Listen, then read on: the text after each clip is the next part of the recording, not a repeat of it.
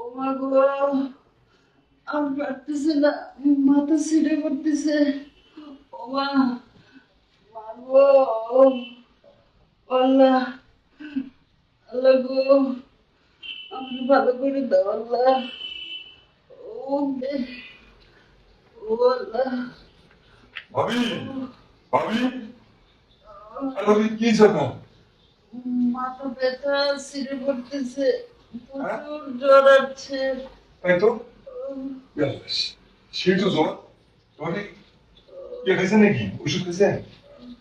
হ্যাঁ ঘরে কোনো ওষুধ নাই। উফ, দাম তো মনে হয়ে গেছে আর ও তো অফিস থেকে আসতেছে না। কে এখন সেবা করবে? আমি খুব খারাপ লাগতেছে। অনেক খারাপ লাগতেছে। ভাবি আগে বলেননি কে? তাহলে আমি ওষুধ নিয়ে এসে দিতে আপনার। আরে হঠাৎ করে এরকম, আগে থেকে না তো।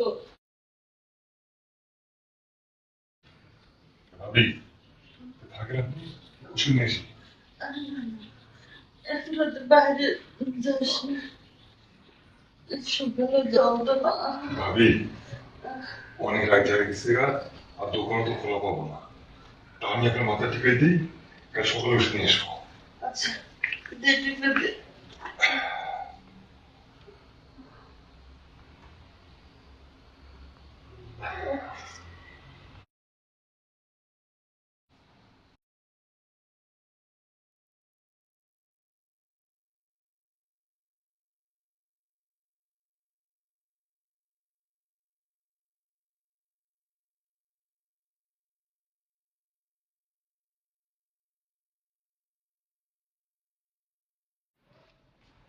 স্মৃতি, স্মৃতি, ভাবি মনে ঘুমিয়ে গেছে না। যাই, ও আবার আয়।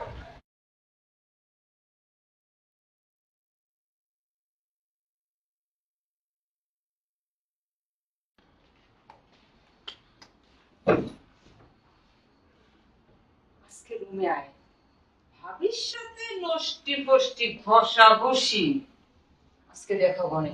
আমি কত কষ্ট করে আসি অফিস থেকে, আমাকে একদিন মাথা টিপতে দেয় না, শরীর টিপতে দেয় না, রান্না করে খাওয়ায় না।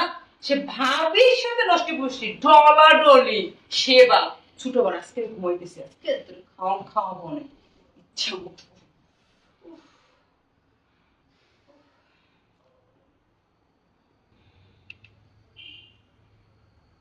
স্মৃতি, কি করছো? ভাই সে শুরু করলা, রান্না বান্না করবো না? হ্যাঁ, তুমি তুমি ভাবির সাথে নষ্টি ফষ্টি করবা, আর আমি তোমাকে রান্না করে খাবো না, তুই যে রান্না করে খা যা। কি বলতেছো এটা তুমি? তুমি তুই কই যাচ্ছিস আমারে? শুনো, এইরকম কারো স্ত্রী ওই জামাইকে তুই মুই বলে বলে না, আর তুমি যা বললে আজকে।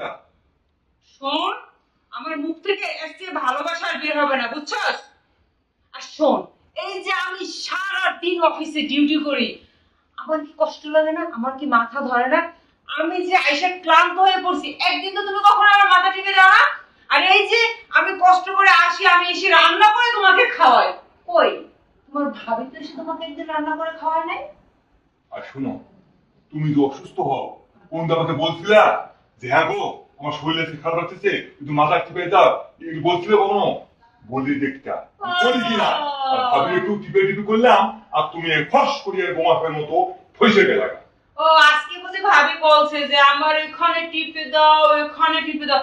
আমার কি তোমাকে বলতে হবে? আমি তোমার বউ হই, তোমার বোঝা উচিত যে সারাদিন একটা মহিলা মানুষ কষ্ট করে, একটু তার সেবা করা উচিত। সে কমন সেন্সটা তোমার নাই, সে কমন সেন্সটা তোমার ভাবির উপরে পড়ছে না। আরে বাবা, ভাবি তো আমাকে বলে নাই। আমি ভাবির রুমের পাশ দিয়ে যাইতে ছিলাম আমার কাজে, হঠাৎ কিন্তু ভাবি কোকাচ্ছে। কোকায় কি জন্য? পদাধিক ভাবি অসুস্থ হয়ে পড়েছে, তারপর আমি তার কিছু সেবা দিতে।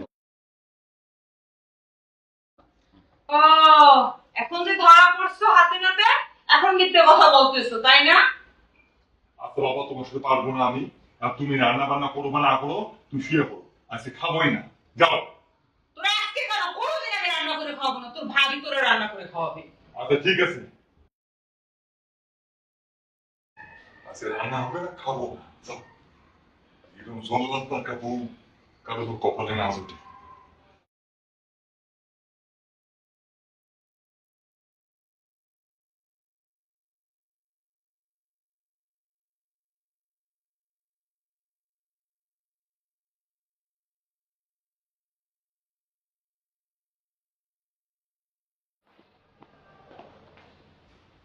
ভাবি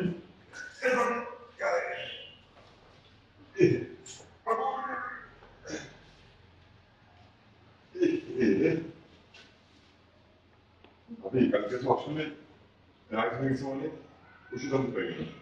আজকে তোকে ডাক্তারের কাছে গেলাম, আজকে আর অফিসে যাবো না। ভাবি ইস হ্যাঁ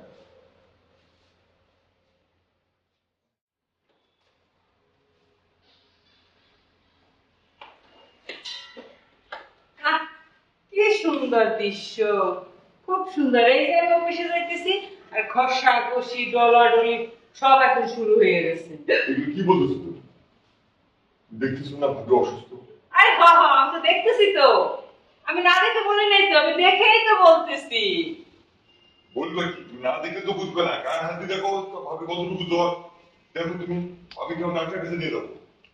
আমি দেখার জন্য তো তুমিই আছো না, আর কেউ নাই বাড়িতে, আমি নাই। ভাবি তো একবার আমাকে ডাকলো না যে চিন্তা আসো এসে দেখে যাও যে আমার শরীরের কি অবস্থা, আমাকে একটা ওষুধ দাও, আমাকে নিয়ে হসপিটালে যাও। কই ভাবি তো একবার ডাক দিল না? তোমার চোখে পড়ে, তোমাকে ডাকে না? কালকে তোমার কথা তোমাকে বললাম, এই জন্য তুমি রাত সারা ঝগড়া করলে আমার সাথে, না না শুনলে। আজকে তুমি আমাকে ভুল বুঝতেছো। বললাম না ভাবি অসুস্থ খুব, ভাবিকে ডাক্তারের কাছে নিয়ে যেতে।